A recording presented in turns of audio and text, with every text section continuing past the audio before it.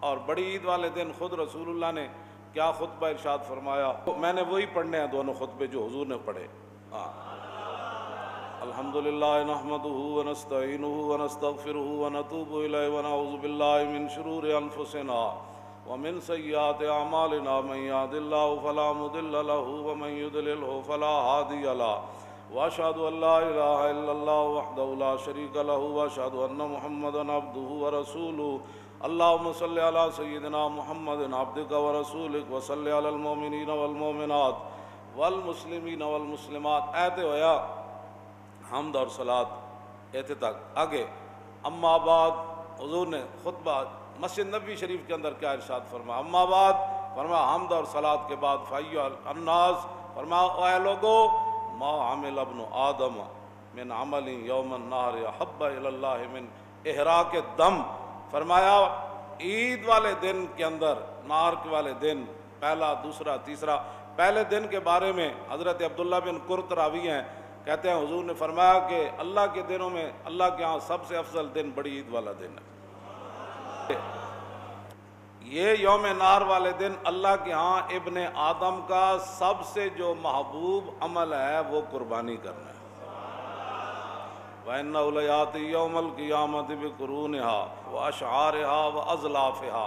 فرمایا اس لیے کہ قیامت والے دن یہ جو قربانیاں ہیں یہ اپنے سینگوں سمیت آئیں گی، اپنے بالوں سمیت آئیں گی اور اپنے کھروں سمیت آئیں گی۔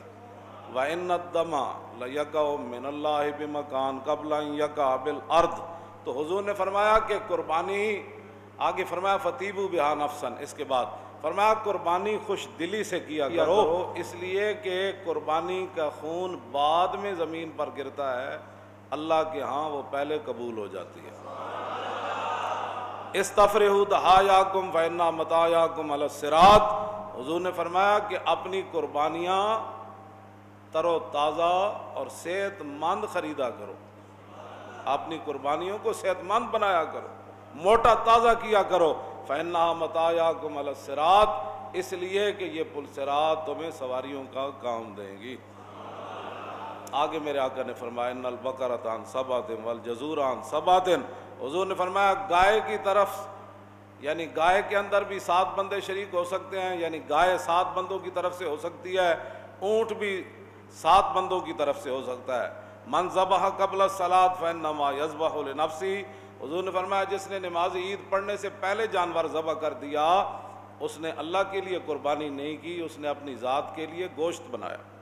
ومن ذبح بعد الصلاۃ قد تم نسکہ واصاب سنت المسلمین۔ حضور نے فرمایا کہ جس بندے نے قربانی کی نماز عید پڑھنے کے بعد اس کی قربانی بھی اللہ کے ہاں قبول ہے، اور اسلام کا یہی راستہ ہے۔ لو جی کھان پین، کباب، پاوے، مچھلیاں، دستیاں، یہ تو گل ٹھیک ہے، میرے آقا نے جو فرما دیتا وہ تو اسی تو کوئی تبصرہ نہیں کر سکتے، لیکن حضور نے ایک تیسری گل بھی فرمائی۔